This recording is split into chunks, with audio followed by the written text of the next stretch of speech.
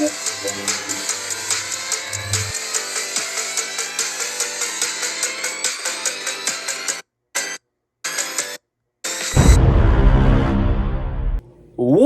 is going on, everybody? It is your boy Amons Talks again. Back at it with another video, and today we're going to be doing our 2023 yearly check. And for those who do not know what this is, a year ago I did this as well. So a yearly check is where I rank every single movie that came out, new release that came out this year from the worst to the best. And but before we get to the actual beginning of the video itself, guys, if you missed my previous yearly check, it is gonna be on a playlist on my YouTube channel after this video is over. Along with this one, also don't forget to subscribe if you're new to the channel, because number one, it's absolutely free. Number two, we're on the road to 500 subscribers. Just 5 away now. Really help out you boys if you did subscribe. Also don't forget to like the video as well if you do like my yearly checks, and if you're and help with YouTube algorithm recommend the video more. And do feel free to comment your yearly checks down below. And you guys are probably going like, aren't you going to do your overhaul too, because you usually do those for your monthly checks? I'm not doing that for yearly checks, because at least we would be here for 2 hours. So we're just ranking the movies here today, so that's what we usually do for the yearly checks. And this is my second ever one, so yeah. So the total movies I saw this year was 62, which is not the biggest I was hoping for, but it's still a pretty decent amount of movies. I do believe I saw more than I did last year. And I have each of them in their own categories, so, and it helped kind of sort of rank them a little bit more better, if that makes sense. And I won't drag, I mean, I'll maybe drag on for some ones, but not all ones, if that makes sense for the movies. So let's just get this thing started, shall we? So coming in at number 62, in this bottom category, is the awful/bad category. And coming in at number 62, I have The Monkey King. Probably a whole lot of you are going like, what the heck is that? I never heard of it. Well, you're lucky then. So I saw that this was going to be a Netflix, straight to Netflix movie, and I wanted to add some more stuff to my monthly check, so I watched it, and yeah, this movie sucks, to be honest with you. If you like it, fair enough, but I did not enjoy this movie whatsoever. The only positive thing I can come up with, really, is during some of the flashback fight sequences, I thought it was pretty cool what they did with the animation, but otherwise, I did not like this movie. I thought the main protagonist, being the Monkey King, was not likable whatsoever. Also, trying to think of any other stuff. It feels like a straight to Netflix kids movie that's just all over the place. Not memorable characters or whatsoever. And there's at the ends they tried to tease a sequel, and funny story. When I was watching this with my parents, because it's on Netflix, I don't have Netflix on my room, I said, well, let's watch this. They teased a sequel at the end, and then I said out loud, good luck making that happen, and then my mom and dad died laughing, so, and they didn't like it either, so, yeah, The Monkey King, and worst movie of the year thus far, and the only movie, this and maybe the other movie we're about to talk about might get an F. The next one, not as much as this one, though. This one gets an F.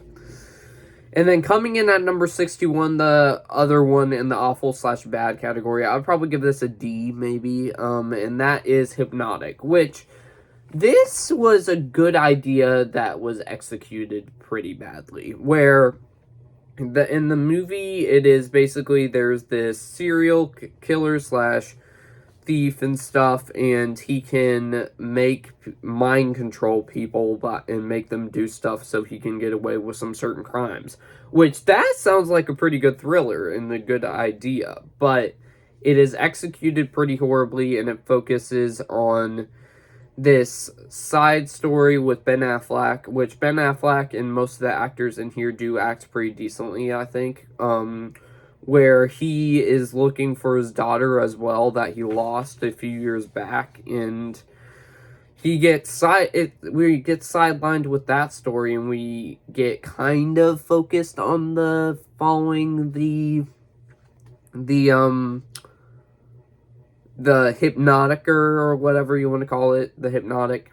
So yeah, overall, and at the end, it's just a confusing, jumbled mess. Like, there's a bunch of trippy things where, oh, that's not real, or whatever. It's just all over the place. So, Hypnotic and the Monkey King go into the awful bad tier.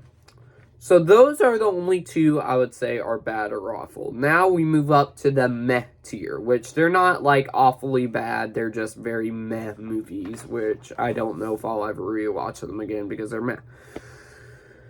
Coming in at number 60, we have The Naughty Nine, another movie that went straight to streaming. That's a kids movie. It is on Disney Plus, and it's a very meh kids movie, The Naughty Nine. It's about these 9 group of kids. They get all on the naughty list for Christmas, and they want their Christmas presents back, so they end up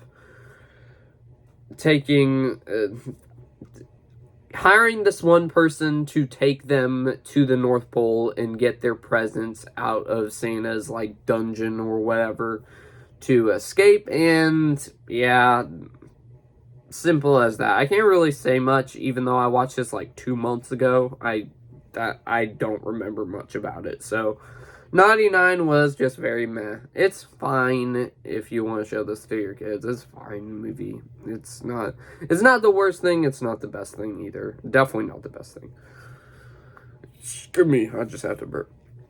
Coming in at number 59, I hate to do this, but I'm unfortunately going to put Rebel Moon Part 1. Probably one of the most disappointing movies on this list, because the trailer, the first trailer had me hooked, because Zack Snyder is probably in my top, 10 favorite directors of all time, and I saw him making this movie that has been described as Zack Snyder's version of Star Wars, and I'll give it credit for some good stuff. I thought the main protagonist was pretty good. And I also thought the special effects in dark tone really worked well. However, this movie, when they meant it's Zack Snyder's version of Star Wars, I mean, beat for beat, it is a Star Wars movie, which that's probably the biggest negative I have this year. It is so reminiscent of Star Wars. This could be considered a Star Wars movie that's just not by Disney. Performances were all pretty decent as well. I forgot to mention that. The side characters weren't very interesting besides the main character. It is a part 1, so when it ends, it's not on the most satisfying of notes. So it was just very and I definitely, hopefully Rebel Moon Part 2 is better, but this one was just very meh, so unfortunately you have to put that there. Coming in at number 58, I have Spy Kids Armageddon. So this sort of the same thing I said with the Monkey King and Naughty Nine. This is just another, well, more Naughty Nine than Monkey King, because I thought Naughty Nine was meh. This was just another meh Spy Kids movie. It's not the worst, but it's not the best either. Zachary Levi's in here as their parents, which he's cool, and cool to see him in another role besides Shazam, so you can tell he's having a lot of fun. CGI effects weren't the most terrible or bad. They were fine and pretty better compared to the original Spy Kids movies, even though I have a certain nostalgia for those. But besides that, otherwise, it's just, generic kids movie, where all of it's gonna go. So, Spy Kids Armageddon, Coming in at number 57, probably the one, I remember vague things about it, but probably one of the most forgettable movies on this list. This came out in January. It was either January or February. I believe it was January. And that is Netflix's Doggone, which this one is about a dog basically going away, and people are trying to find him, this father and son duo, and you think that the movie would focus on the dog, right? And it doesn't. only focuses on the relationship between the father and the son, where they're looking for the dog together and they haven't had the strongest of relationships. So it's kind of a father-son bonding movie, but the dog gone is kind of a side plot of this movie where it's focusing on them two searching for the dog and also bonding together, while the son is also is getting sick because of an eating disorder or something where he can't eat and he doesn't want to eat or whatever. And yeah, it just ended up being meh, and it was pretty confusing why they didn't focus on the dog, even though it's called Dog On. So all right, next up, for number 56th place, I have Heart of Stone. Another disappointing movie. The trailers had sold me. I thought this was gonna be a fun time with Gal Gadot and here, and positives out of the way. I thought the fight choreography was pretty decent, but otherwise, this movie was just very generic and the most forgettable movie of the year for me. And yeah, simple as that. I can't give you nothing else. I just thought the fight choreography was pretty decent. And yeah, simple as that. Heart of Stone was very generic. Coming in at number number 55, we have Mighty Morphin Power Rangers Once and Always. So I'm a big Power Rangers guy. No, I'm not. I should say I'm not a big Power Rangers guy.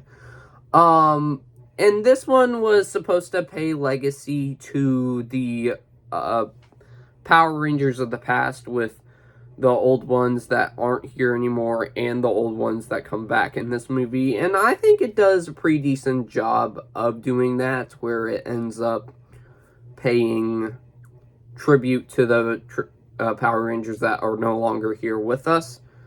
But kind of same thing with Spy Kids Armageddon and 99 again. It feels as if it was needing more. And also for the Power Rangers, so since the actors aren't there, they have voiceovers and they don't show their faces or whatever by these new Power Ranger actors are acting as them, which I kind of feel as if that was kind of done in pretty bad taste. Not unintentionally, of course, but it felt unintentionally in bad taste. You know what I'm saying? And villain was alright, I guess, and it was just very predictable. So coming in at number 54, we have a Ghost, which We Have a Ghost is straight to Netflix movie that came out in, I don't know when it came out in. I think it was either February or March. I feel like it was a February movie. And it has David Harbour as the ghost in here, where he's inhabiting a house that a new family ends up starting to live there. And it's kind of the E.T. formula, where they're trying to help the ghost to find a certain thing. And yeah. Pretty mind-boggling decisions in here. First of all, generic, and you know the beats for beats of the movie. And number 2, David Harbour is known as one of them, definitely has a lot of charisma and one of the most charismatic actors out there.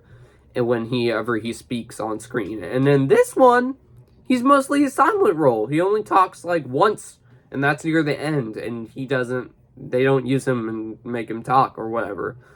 I thought that the main character of the family was pretty fine. I thought he was decent in that role, and otherwise, don't remember much about this movie either, so comes in at number 54.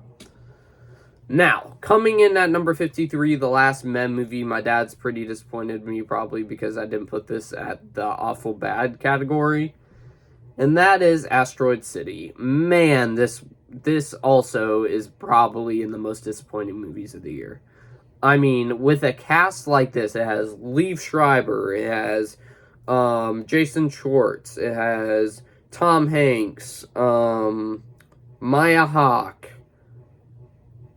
Scarlett Johansson. I'm trying to think of all the actors in here. Jeff Goldblum, Mario Robbie, Edward Norton. It has so many people in here. And yeah, this one was just a disappointment where it's kind of about a play and then it goes out of the play and follows the making of Asteroid City, the play. And yeah, it's definitely did feel boring throughout. I thought the performances were all pretty decent. They could have been better though. When it transitioned out of the play itself and went to actual real life or whatever, that was definitely not its strongest point. There's a funny, I'll give it credit, there's a funny scene with the alien coming down is stop motion, played by Jeff Goldblum, and that was probably the only best scene out of the movie. And yeah, man, disappointing movie. And it wasn't really, I was expecting it to be funny, and it wasn't really funny either. So, fortunately, Asteroid City or The Last Man movie. Now, we move on to the okay tier. So, coming in at number 52, I have Disney Plus's Crater. Which, when I watched this at first, I was a lot more positive on it than I am now.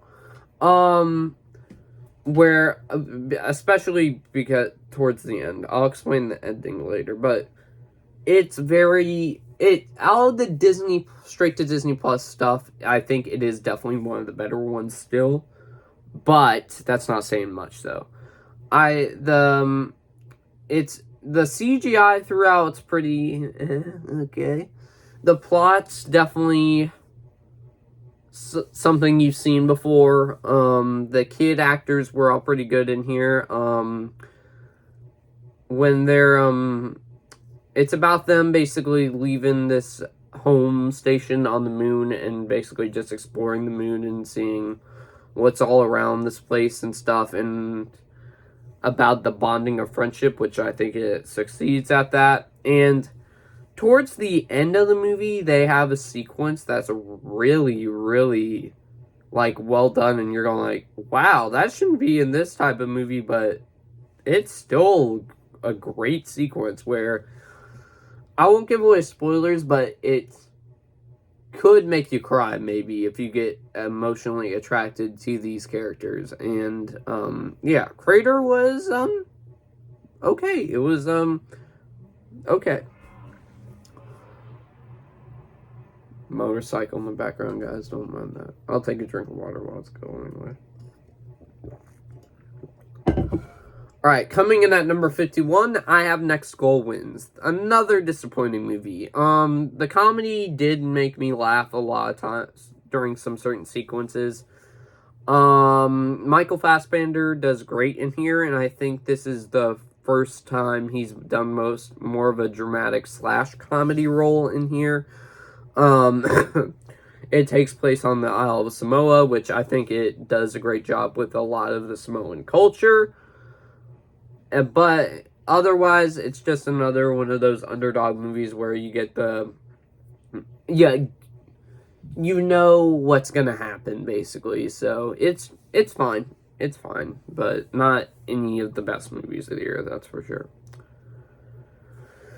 Coming in at number 50, we have The Shift, which is an Angel Studios movie where it is futuristic, apocalyptic kind, not apocalyptic, but futuristic worlds taken over by sort of devil character and his little minions. And Neil McDonough did good as that devil character. I've seen him in the Arrowverse, and he does another great performance. Sean Astin's in here, which he does a lot of fun. I really enjoyed seeing him in another thing again. All the performances were pretty decent out of the gate. It's just that they try to add some biblical messaging to the screen, and I would have been fine with that if the dialogue was a little bit better for them. I think it should have been better. So that's probably my biggest negative with it, but otherwise it's okay. It's okay. And you can definitely feel it's a little bit low budget, so that's another negative. Coming in at number 49, My Big Fat Greek Wedding 3, the weakest out of the My Big Fat Greek Wedding franchise, I think we would all agree. It was just a disappointment. I was trying to watch this for a while, but we kept on having stuff happen throughout the month where we couldn't see it, and then we eventually watched it before the month eventually ended, and yeah, it was pretty disappointing. All the performances were pretty good in here. Has a couple funny moments, but not as funny as the other two My Big Fat Greek Wedding movies, and it's just another forgettable one, so that's pretty much all I can remember, really, and, yeah, and it does a good job paying tribute to their dad, too. I'll give it that, because it follows their dad dying in the story, so they do a good job of paying tribute to him. Now coming in at number 48, I have The Marvels, which The Marvels I definitely think is an improvement above the first Captain Marvel, but then again, not by much. I really enjoy the relationship between all three of the Marvels. They do a good job with that. It's interesting how they change places whenever they use powers. I thought that was pretty cool. It definitely develops the character of Captain Marvel a little bit more. Miss Marvel is the heart of this movie. I'm trying to think. And also the post-credit scenes was pretty good as well. But, fortunately, another wash, rinse, repeat superhero movie of the year. The villain was generic, probably one of the worst villains. It's just so bland. The actress that plays her is fine. It's just generic vanilla villain. The CGI effects is hit and miss sometimes. And they kind of sideline Nick Fury, which is kind of sad because Nick Fury is one of the best MCU characters. And otherwise, yeah, this movie was okay. It's definitely watchable, though. I will give it that. Now, coming in at number 47, this might get some controversy that this is this high, but I have The Meg 2: The Trench. It is probably my number one guilty pleasure in the movie of the year. Yes, is it kind of false advertising? Yes, I do agree with you on that. The Meg doesn't really pop up until the end, so...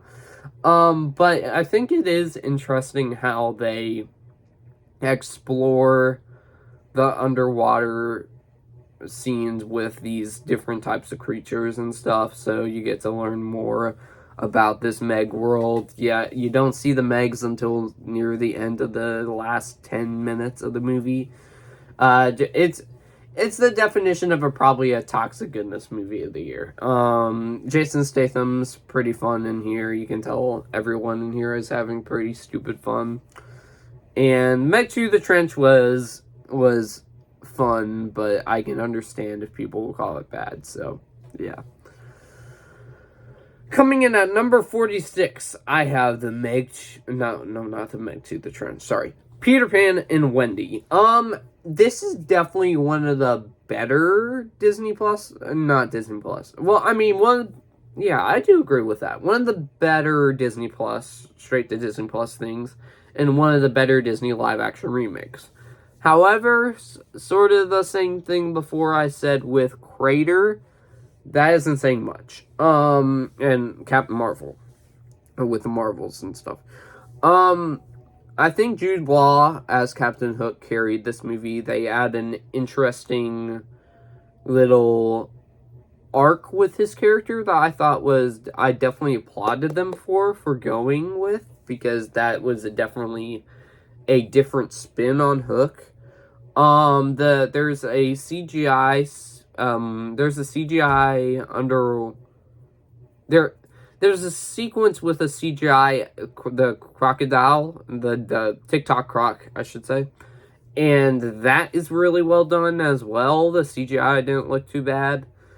Having some of the Lost Boys be girls, I was mixed about, because it didn't really help with the movie, but it didn't really drag it down either.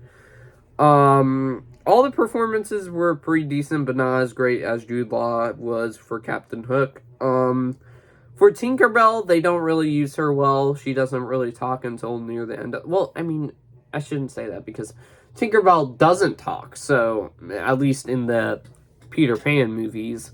So but they do sideline her during some of the movie.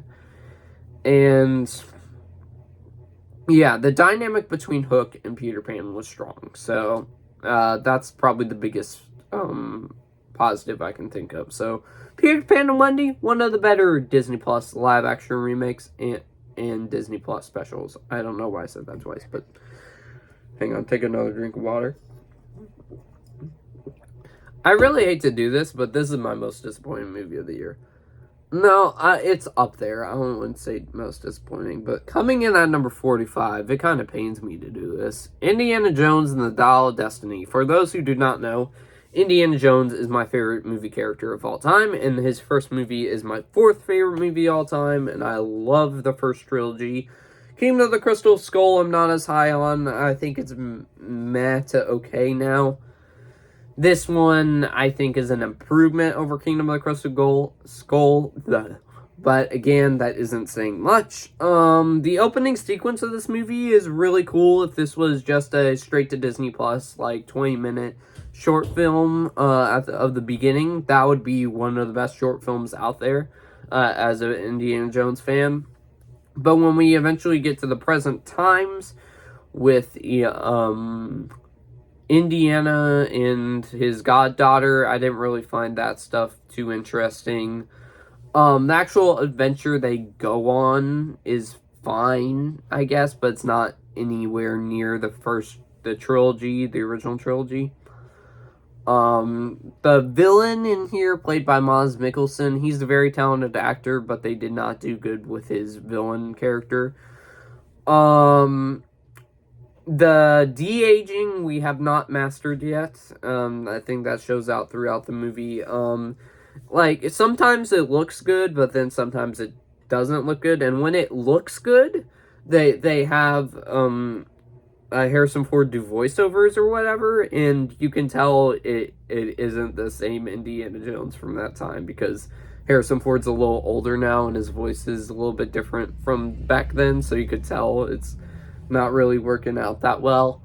And it was great to see Harrison Ford at least yield the hat one more time and getting a better send-off than Kingdom of the Crystal Skull. But not by much, though. And they do something with some of the characters of the previous films where I was going, huh? That's weird. So, yeah, Indiana Jones and the Dial of Destiny unfortunately comes in at number 45. Coming in at number 44, I have Shazam! Fury of the Gods. And Shazam! Fury of the Gods I'll put above the Marvels because I do think it's self-aware that it's another wash, rinse, repeat superhero movie. The Daughters of Atlas weren't compelling villains. Zachary Levi does great still as Shazam. I forgot what the actor's name was, but Shazam's stepbrother, Freddy, I believe that's what his name is. The actor that plays him is great. Rachel Zegler's fun as the third sister of Atlas, or whatever they're called. All of it's pretty well acted. The CGI monsters were pretty good. But I do not think it's as good as the first Shazam, though. So, Shazam! Fury of the Gods, okay, it's okay. But I don't know if it's one of my favorite DCEU movies. So, it goes there. Coming in at number 43, we have Shooting Stars. Another movie you guys are probably going, what is that? It is a straight-to-Peacock movie about LeBron James, and I forgot what his team was called, but before he joined the NBA and became a part of the LA Lakers. Oh, wait. It's in the title, darn it. I don't know why I didn't think of that. LeBron James and the Shooting Stars. So, I'm filming. Okay, as I was saying before.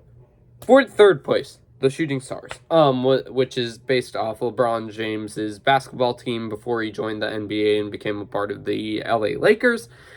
And this one I thought was okay. I'm not the biggest I don't watch a lot of basketball, really, except for movies, so...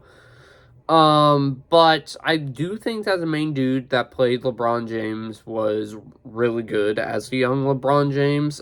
His relationship between him and his girlfriend, now wife at the time, now wife in real life, was pretty good. Caleb McLaughlin in here was pretty cool and did pretty good in his performance, and cool to see him in another thing besides Stranger Things. And all around, yeah, like I said, all the performances were good. It's just, it's okay. Like, I don't know if there's any other things, so, yeah. Then coming in, we are going into now the fine/decent category, which is above okay, which means they were pretty good. Well, not pretty good, but decent for what they were and they were advertising.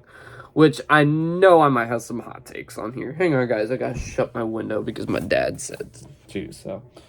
Hang on a second.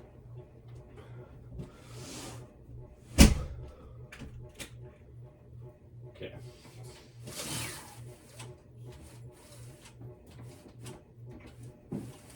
There we go. Shut the window, and now I closed the blinds. Okay.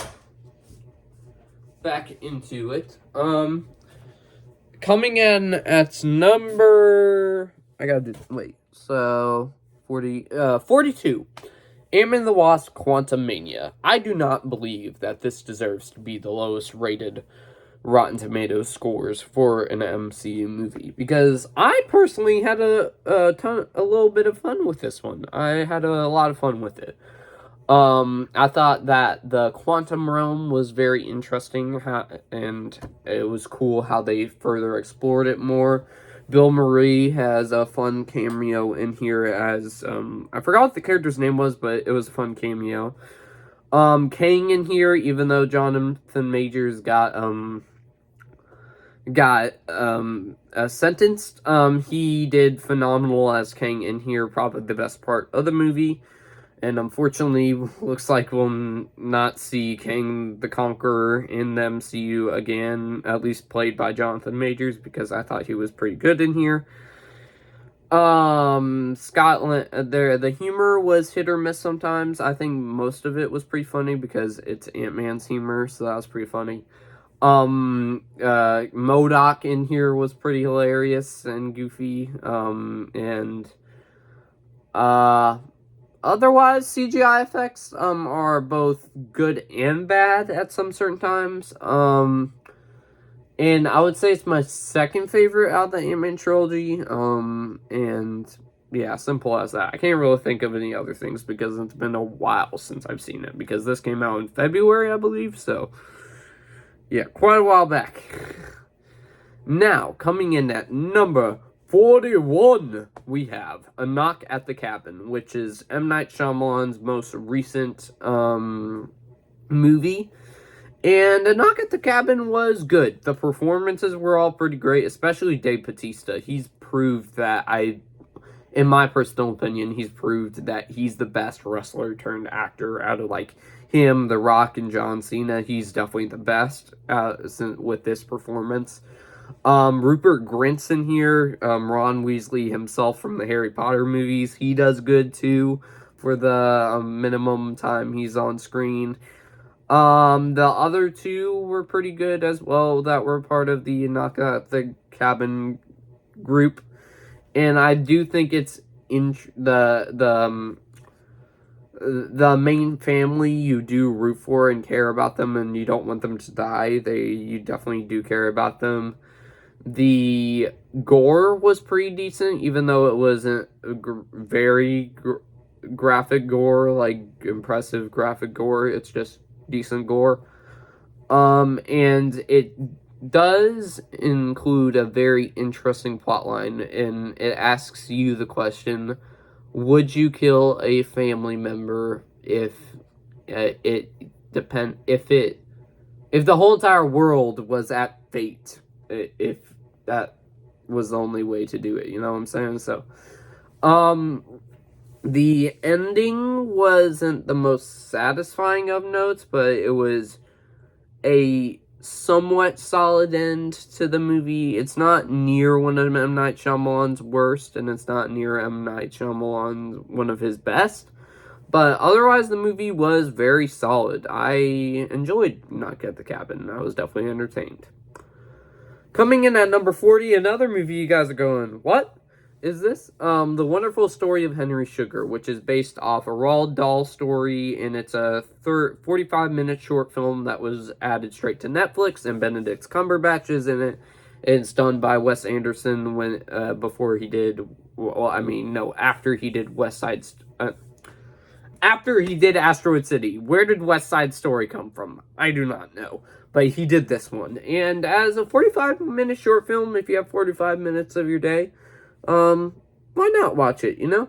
Benedict Cumberbatch is in here as Henry Sugar. Ben Kingsley's in here too. They use Wes Anderson's classic directing style that he uses throughout most of his movies. And I don't remember much about it, but it was a decent 45-minute time killer. So, well, Wonderful Story of Henry Sugar, very decent, I recommend. And I believe it is still on Netflix. Coming in at number 39, we have The Last Voyage of the Demeter, which is the new adaptation of Dracula in the modern century right now. Not modern century, modern day, the new adaptation. And this is supposed to be a series, which I don't think it will be a series because this movie unfortunately bombed. But I thought this was good. I thought that the Dracula effects, both CGI and not CGI, were pretty good and creepy, and they gave a very unique and distinct look of this new Dracula compared to other Draculas. The gore in here is pretty good. The main protagonist in here is phenomenal. I enjoyed him. But all the other side characters weren't very interesting. Them being stranded at sea definitely makes the Last Voyage of the Demeter very interesting and very... I'm running out of words here because I've been talking for about 40 minutes or so, but it's very enclosed, which makes the movie more entertaining. But I will also say that it definitely does continuous things throughout the movie where it does the same thing like every now and then, where it kind of drags in between when it gets to each victim being killed or whatever, you know what I'm saying? And it definitely slows down at those certain points, but otherwise I thought the movie was very good. Yeah, I think the actor's name is Corey Hawkins. He did good as the main protagonist. That's what his name is. So, yeah. Now, moving on to number 38, we have 65, which I know is probably going to be a hot take with some people. I probably enjoyed this way more than other people did. Should it have been a lot better than what it was? Yes. I won't say it's utterly good movie, but it's a fine/decent movie. I think Adam Driver acts pretty good in this one. Unfortunately, he just gets a lot of movies where they don't get the best amount of love, unfortunately. The main girl did pretty good. I don't know what the actress's name was, but she did good as her. The dinosaur CGI effects were pretty good. Even though we don't get to see much of the dinosaurs. Trying to think. Because I only watched it once. The dinosaur action / the running was pretty good as well. And, when it followed Adam Driver's daughter from the past, I wasn't as interested. But otherwise, 65 was decent. Was it as good as I was hoping it to be? No, but it's still a decent time. Coming in at number 37, probably the best straight to Disney Plus thing that came out this year, and it is Chang Kin Dunk, which another movie you guys are going like, what? And again, not really a big basketball guy, but this was fun. So it's about this guy named Chang, and a whole lot of people are going, oh, you can't dunk, bro. You can't dunk. You're too little or whatever. And he basically wants to try to prove to people that he can dunk. So he ends up successfully dunking and shocking people in the NBA are like trying to hire him or whatever. So that was pretty interesting. But they do one thing with his character where you go, yeah, I don't like you as much as I used to because that one thing you did. So that's why it comes in at number 37. Coming in at number 36, we have The Haunted Mansion, which I definitely think this was an improvement over the Eddie Murphy version, which I'm one of the rare few that actually does enjoy that. And this one was an improvement because Lakeith Stanfield was the best part of this movie. Definitely the reason why this movie got elevated more than the original Haunted Mansion with Eddie Murphy. It deals with grief, and his character is dealing with grief, and you feel so bad for him. Has a star-studded cast. Danny DeVito's in here, Tiffany Haddish, Owen Wilson, Rosario Dawson, and Jared Leto's in here. All of them are in here. I don't know what the child actor's name is, but he does pretty good for a child acting performance in here. The Hatbox Ghost, I definitely thought was pretty cool to see him as like a main villain. I thought that was interesting to see. I actually saw this one, probably why I'm praising it a little bit more is probably because I saw this one 2 days early, and I got a Haunted Mansion pin with it. So, and I was excited to check it out early, I guess. CGI effects were pretty good most of the time, but other times they weren't. Jamie Lee Curtis is in here as Madame Leota, but then again, she kind of gets sidelined though, so you don't get to see much of her. Trying to think of any other things really. And that's pretty much it. And I forgot to mention this. If you're curious about all my thoughts about these movies, I have them on a playlist on my YouTube channel for their actual reviews itself. Then coming in at number 35, I have Wish, which was a surprise. I wasn't expecting to like this one as much as I did. And this was it one of the best Disney movies of all time? No, but I enjoyed it for what it was. It was a 100-year celebration of Disney, and Chris Pine's here as the villain, and he's pretty fun in that role. None of the music numbers are good, but they're not any of the best music numbers of Disney for all time. Animation I'm mixed on because it does look good, but it's a weird animation style that's definitely not one of the best out there, and the main protagonist I was also mixed on. So, Wish was a big surprise. Yeah. And unfortunately, another bomb of this year. Coming in at number 34, I'm gonna make some people mad. I'm sorry. It's just, I'm not a big... 34, I'm putting the Super Mario Brothers movie. I know, you guys all just got mad at me. I'm not a Mario guy, okay? I've never played any of the Mario games. But I do think the Mario movie is still good, even though I have it in the fine/decent category. I still think it's good. The animation is great, one of the best Illumination movies for sure. It's fast-paced, that's for sure. That's one of the negatives I had with it. It's very fast-paced. Jack Black as Bowser in here was a scene stealer. Charlie Day as Luigi was pretty good too. That's my second favorite performance in here. Anya Taylor-Joy as Princess Peach did good. Chris Pratt as Mario was okay. And same with Seth Rogen as Donkey Kong as well.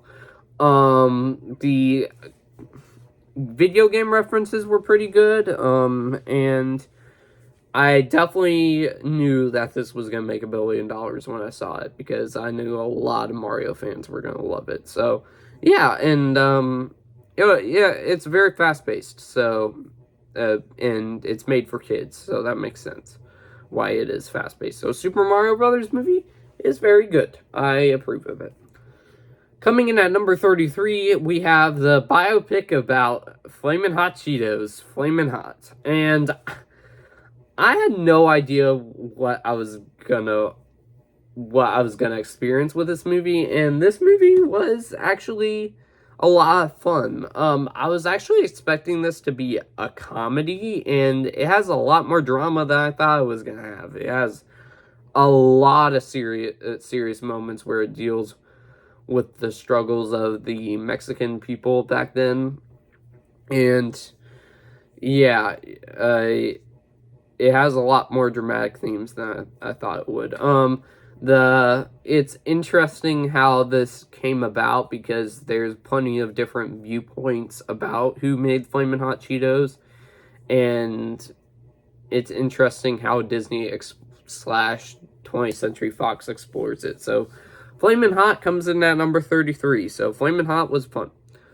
Coming in at number 32, I have Aquaman and the Lost Kingdom, and is this DCU's perfect ending to their universe? No, I wouldn't say so. But King Orm, the relationship between King Orm and Aquaman was definitely the best part of this movie. The CGI was not the best part of the movie, I'll tell you that much for sure. The CGI was pretty bad. Trying to think of any other things.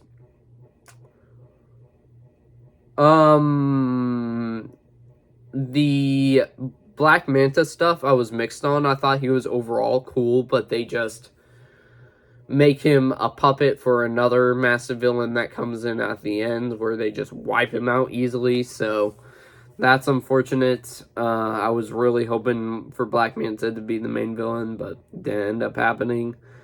Trying to think. All the side characters kind of get sidelined, especially Mira and Aquaman's mom, especially Aquaman's mom. Mira pops out a couple of times throughout the movie, though, but not a lot. And that's pretty... And Randall Park gets a substantial role in here, too, where he's pretty fun in here as well. So, Aquaman the Lost Kingdom's fine. It's another wash, rinse, repeat superhero movie, though. Coming in at number 31, I have I'm a Barbie girl in a Barbie world. Barbie. You guessed it. Ryan Gosling as Ken was phenomenal and hilarious. Margot Robbie was also phenomenal as Barbie. This is the highest grossing movie of 2023, I believe. All the other Kens and Barbies were standouts, I think. They definitely had a standout character about them. I'm trying to think. The props and set designs were pretty cool for Barbie, where they had a bunch of different things throughout that looked pretty good. And yeah, that's pretty much where my positives end. As for negatives, I thought that at the end it got really preachy, and I wasn't hoping for it to be, and it ended up being pretty preachy. So there's that. Trying to think. The humor, I laughed at some certain scenes, especially when Ken uses the surfboard and tries to go surfing on the fake water, and he ends up landing face first or whatever on the ground. That was hilarious. But all the other stuff, I might have chuckled at some other stuff maybe, but not really. Coming in at number 30, I have A Haunting in Venice, the third in the Murder on the Orient Express trilogy with Kenneth Branagh, aka Hercule Poirot. And this one, I thought was actually pretty decent. I think it's my second favorite out of the Poirot trilogy. I'll give it its credit. The murder reveal, I thought, the murderer, I should say, definitely wasn't as predictable as it was in Death on the Nile. They did a good job with that. The horror aspects that they used sprinkled in throughout the movie, even though it's not much, they did a good job of it. I wish they used more, though. The kills in here were pretty brutal. The explanation of why the murderer did it was interesting and intriguing. And that's pretty much all I can think about for this movie. A Haunting in Venice was pretty decent. Now coming in at number 29, the final of the decent / fine category is The Boogeyman, which, if you told me this at the beginning of the year when I saw the trailer, I would have told you guys you would be crazy if I wouldn't have put this in a bottom 10, because the trailers looked like just another generic wash, rinse, repeat horror movie that is just gonna be it looks like it was gonna be bad, because whenever I see some certain trailers, I have a feeling some movies are gonna be bad, and I'm usually right some of the times. This was one of the exceptions I was wrong about. I saw this with me and my friend. I saw this with Ace in June of 2023. And, yeah, Ace really wanted to see it, and I wanted to see it so I can add it to my monthly check, and it surprised me. It definitely has a very unique creature design for the actual Boogeyman itself. When you get a little later into the film, it's definitely pretty gross out imagery with that creature. As for the PG-13 kills, it was mostly cutaways, so I can't really comment on much of them, but they did have some kills that I thought were pretty surprising, especially in the beginning of the film. That's what I'll say. So yeah, and the main kid actress, I forgot what her name was, but she played Princess Leia in the Obi-Wan Kenobi TV series. She did great in here, and also her sister. Okay, guys, so for the good, we are going to move on into the good now, but I would just like to point out, I gotta move through these as fast as I possibly can, because I don't want to have a long video, because I don't know if I'll be able to post this because the storage and stuff, so we gotta do this quick. And then also the second, wait, where is the second plate? Wait, what? Hang on. Oh, crap, of course. Is this it? Yes, okay, this is it. Okay. All right. Coming in at number 28, we have Champions. A really solid and funny little heartwarming movie about these people with disabilities where they play basketball, and they're actually pretty good throughout the film. So it's really heartwarming and stuff. So simple as that. Coming in at number 27, we have No One Will Save You, a very interesting alien thriller that doesn't have much dialogue, but it is very interesting without dialogue, so there's that. Coming in at number 26, we have Fast X, a very kind of guilty pleasure movie. If you still watch the Fast and Furious franchise nowadays, it's still a guilty pleasure. Jason Momoa was the scene stealer throughout this movie, and he was a lot of fun. Number 25, Plane, with Gerard Butler, and I think this came out January, and they already greenlit a sequel, and I'm down, because I thought this movie was a lot of fun, even though it is yet another generic Gerard Butler movie, but it was a lot of fun, where there's these people on this island with these bad guys as well that take all these other flight attendees or whatever, and there's an not escape to prison, but there's a prison convict, and then the The pilot, the fight pilot, and they have to go save the people. So yeah, pretty fun. Coming in at number 24, we have The Little Mermaid. The main actress, oh gosh, her name's on the top of my tongue. The main actress that played the little Ariel was phenomenal in this. Melissa McCarthy as Ursula was fine. And I thought the musical numbers were all pretty good. The CGI was hit or miss sometimes. And one of the best Disney live-action remakes, that's for sure. Coming in at number 23, we have Elemental, a very cute Pixar rom-com. And its first ever rom-com. The animation's beautiful. And I thought the relationship was pretty cute. So, 23. Coming in at number 22, we have The Creator. A little disappointed in this one, but that's okay, though, because I still thought the movie looked beautiful. And I also thought the CGI and stuff was pretty good. And I thought the performances were all pretty good. And, yeah. Creator, good. Coming in at number 21, we have the Hunger Games prequel, Ballads of Songbirds and Snakes. The first two, it's split into 3 different parts. The first 2 parts are amazing, and the performances by both Rachel Zegler and the main dude that plays Snow were phenomenal. And then in the third part, it did drag the most, and I definitely think it was the least best part of the movie, but still a good prequel, though.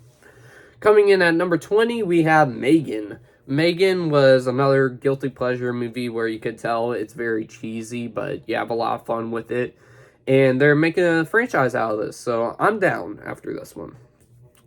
Coming in at number 19, we have Creed 3. And probably I'd have to think about ranking the Creed franchise because I don't know where this one would go. But Creed 3 definitely had the strongest plot going for it, where Adonis is facing a former friend in Jonathan Majors, and Jonathan Majors does phenomenal in this role, and the fight scenes were very interesting, how Michael B. Jordan directed the fight scenes, so Creed 3 comes in at number 19. Really enjoyed this one.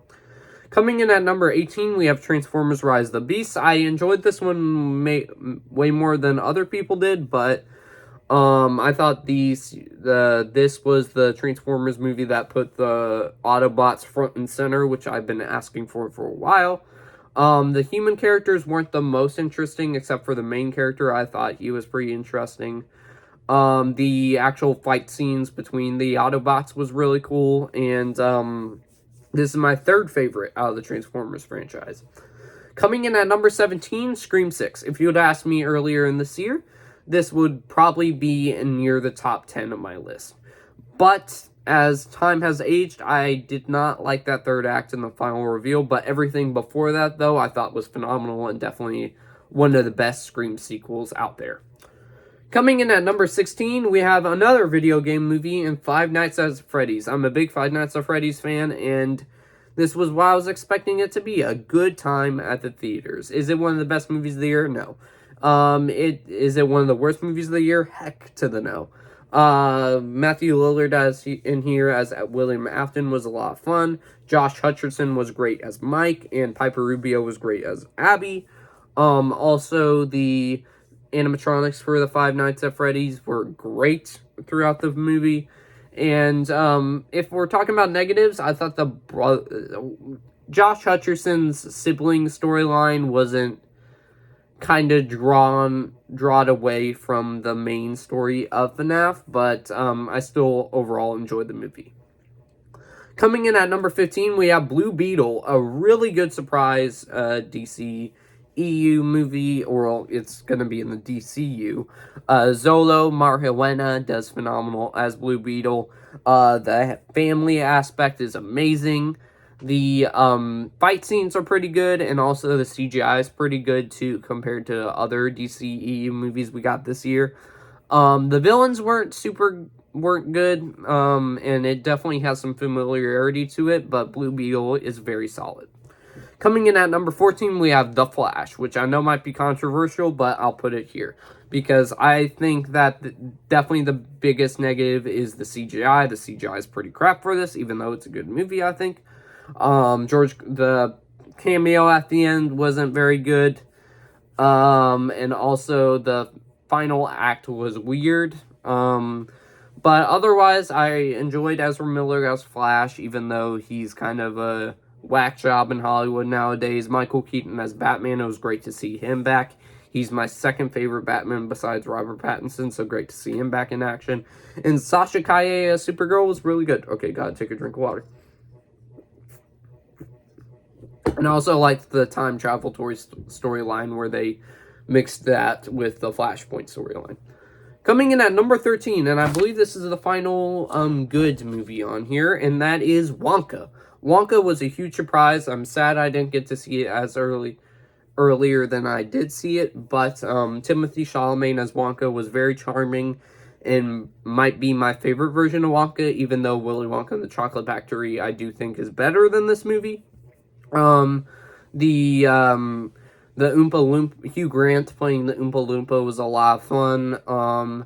The musical numbers I thought were good, but I thought there was a little bit too much of them in here. The prequel aspect, I think they do a good job on, even though I wish they kind of explored a little bit more of the prequel aspect, and also the side characters besides Noodle and the Oompa Loompa, I didn't think were all very interesting, and the villains were very goofy. So that is the last of the good. Now we move on to the great category, which we have a couple. So coming in at number 12, we have Gran Turismo, a great video game movie and true life story where they do a good job of translating both to the screen very well. The main protagonist did phenomenal, and David Harbour did great as his coach, and Orlando Bloom, it was fun to see him in another movie again, and the racing sequences were really cool. Coming in at number 11, we have a huge surprise, Dungeons & Dragons Honor Among Thieves. I've never played Dungeons & Dragons, but this movie was a lot of fun, and Chris Pine was charming in this role, and all the characters were pretty charming. Coming in at number 10, we have TMNT Mutant Mayhem, one of the best animated movies of the year. And as a Turtles fan, I thoroughly enjoyed this one. And yeah. Coming in at number 10, number 9, Mission Impossible Dead Reckoning Part 1.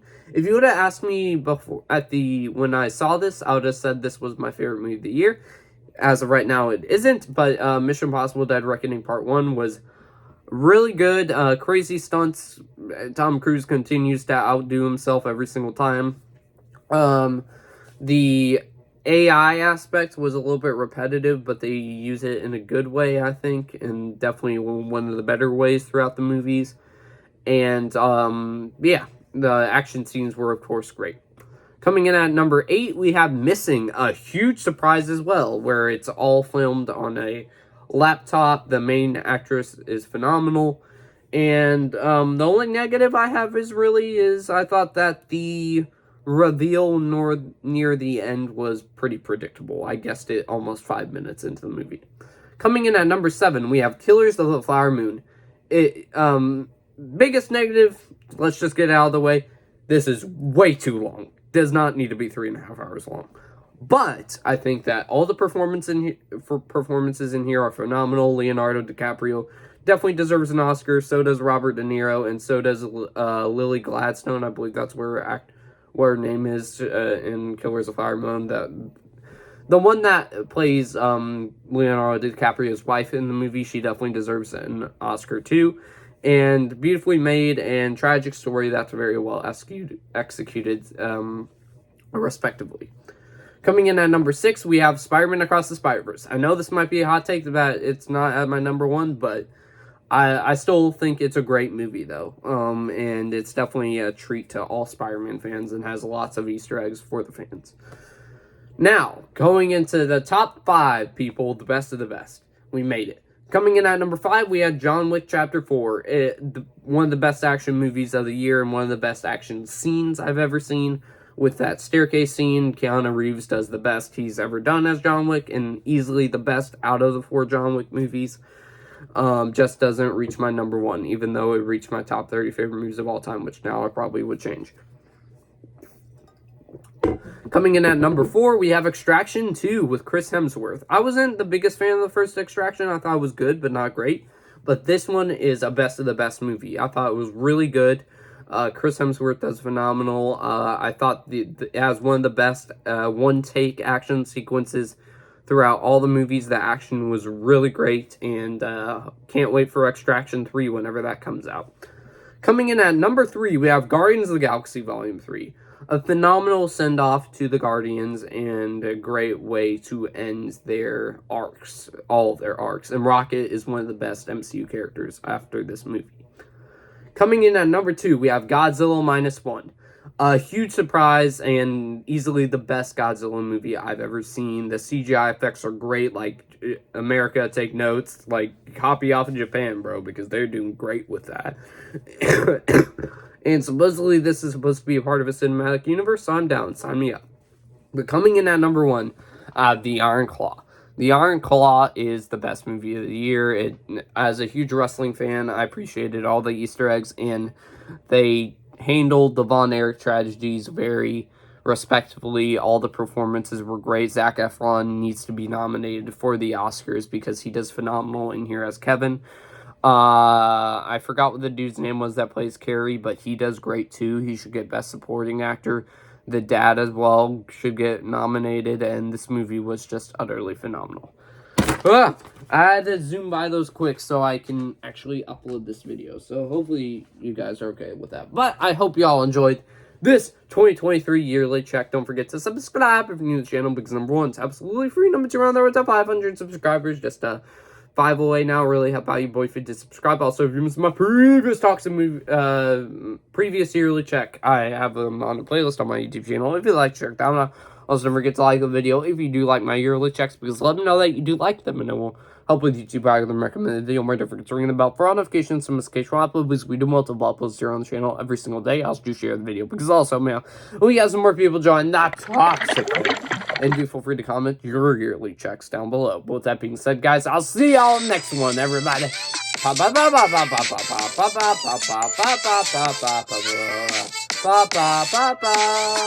Peace.